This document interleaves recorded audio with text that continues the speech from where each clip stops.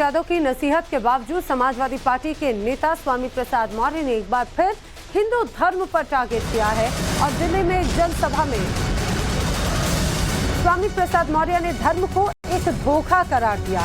ये पहली बार नहीं है जब स्वामी प्रसाद मौर्य ने हिंदू धर्म पर इस तरह से अटैक किया हो।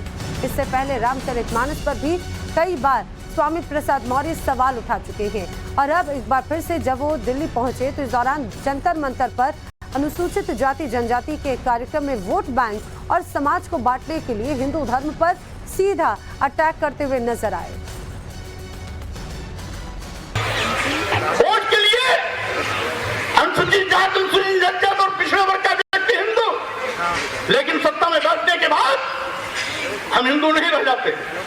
अगर सत्ता में बैठने के बाद भी ये हमें हिंदू मानते तो अनुसूचित जाति के आरक्षण को खत्म नहीं करते, अनुसूचित जनजाति के आरक्षण को खत्म नहीं करते, पिछड़े वर्गों के आरक्षण को खत्म नहीं करते।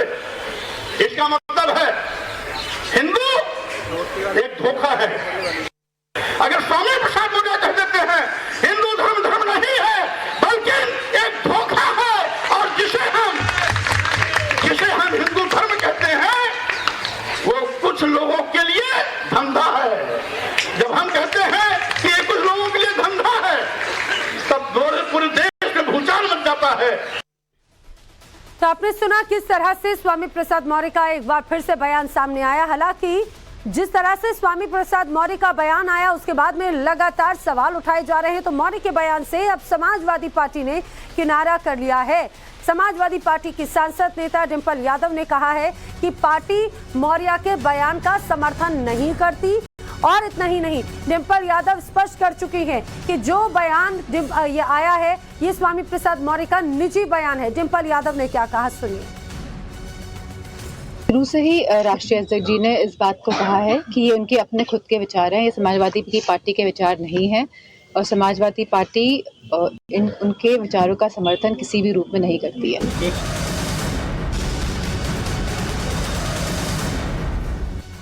इसी बीच बीजेपी का भी अब स्वामी प्रसाद मौर्य पर निशाना नजर आता है। राम मंदिर पर मार्केटिंग कर रही है बीजेपी। ये स्वामी प्रसाद मौर्य ने कहा, राम मंदिर ये आस्था नहीं बल्कि मार्केटिंग का एक प्रतीक बन गया है बीजेपी के लिए। सुप्रीम कोर्ट के आदेश पर राम मंदिर बना है और उसका क्रेडिट बीजेपी लेने की कोशिश कर रही है। धर्म के नाम पर सियासत करने का आरोप स्वामी प्रसाद मौर्य ने बीजेपी पर लगाया। राम मंदिर बनाने में भाजपा का कोई योगदान नहीं है। वो माननीय सर्वोच्च न्यायालय के आदेश से बन रही है, तो माननीय सर्वोच्च न्यायालय के आदेश का सभी ने स्वागत किया था। भाजपा तो केवल राम मंदिर का मार्केटिंग कर रही है, उसका कोई कंट्रीब्यूशन नहीं है। धर्म से उसका कोई लेना देना नहीं है। धर्म को तो उसने मजाक बना रिया है, धर्म को तो वोटों के लिए इस्तेमाल करती है, धर्म के लिए हिंदू मुस्लिम सौहार्द को तार-तार कर रही है, धर्म के नाम पर देश को बांटने का पाप कर रही है। अगर सही मायने में भारतीय जनता पार्टी को धर्म में आस्था होती तो आस्था दिखाने के लिए नहीं होता है, आस्था होती है जो दिल से होता है। ये तो केवल हर चीज की मार्केटिंग करती है। तो एक के बाद एक, कभी रामचरितमानस को लेकर तो कभी दूसरी तरह से निशाना साधते रहे हैं लगातार हिंदू धर्म को स्वामी प्रसाद मौर्य। आइए सीधे रुक कर लेते हैं। मेरे साथ में इस समय मेरे साथी जुड़ रखे हैं विनोद मिश्रा। विनोद, ये कोई पहला मौका नहीं है जब स्वामी प्रसाद मौर्य का इस तरह से बयान सामने आया हो। कभी रामचरितमानस को लेकर सवाल खड़े करते हैं और अब हिंदू धर्म पर सीधे सीधे सियासत करते हुए नजर आ रहे हैं। बिल्कुल, और स्वामी प्रसाद मौर्य जो है वो समाजवादी पार्टी के राष्ट्रीय महासचिव भी हैं। यही समाजवादी पार्टी जो 3 दिन पहले लखनऊ में बाकायदा ब्राह्मण सम्मेलन करती है, हिंदुओं को एकजुट करने की बात करती है। पीडीए में कहते हैं कि पीडीए में जो डी है, ए है, वो अगड़ा और अल्पसंख्यक दोनों है, सबको जोड़ने की बात की जाती है। लेकिन उन्हीं के नेता जो है, उन्हीं के राष्ट्रीय महासचिव जो है, अलग अलग मंचों पर कभी रामचरितमानस को लेकर बयान देते हैं, कभी हिंदू मंदिरों को लेकर बयान देते हैं, कभी राम मंदिर पर आपत्तिजनक बयान देते हैं, और अब हिंदू धर्म को लेकर वो कह रहे हैं कि हिंदू धर्म एक धोखा है।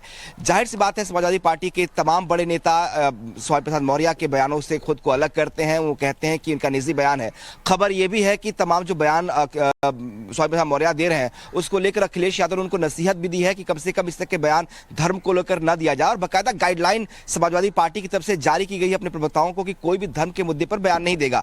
उसके बावजूद भी स्वामी प्रसाद मौर्य अगर इस तरह के बयान लगातार बड़े मंचों पर जाकर देते हैं तो सवाल उठता है कि आखिर फिर अखिलेश यादव उन पर कार्रवाई क्यों नहीं करते। अगर आपका नेता आपकी बात को नहीं मानता, आपकी नसीहत को नहीं सुनता तो कार्रवाई करना चाहिए। लेकिन हम देख रहे हैं पिछले 6 महीने ऐसे हो गए कि लगातार स्वामी प्रसाद मौर्य जो है इस तरह के बयान अलग अलग जगहों पे दे रहे हैं, कभी मीडिया के सामने बोलते हैं, कभी मंचों पे बोलते हैं, उसके बावजूद भी कोई कार्रवाई नहीं होती। नसीहत जरूर दी गई अखिलेश यादव की तरफ से, लेकिन कोई एक्शन नहीं हुआ। तो अब ये दिखाता है कि कैसे डबल स्टैंडर्ड की सियासत यहाँ उत्तर प्रदेश में समाजवादी पार्टी में हो रही है, खासतौर पर स्वामी प्रसाद मौर्य को लेकर।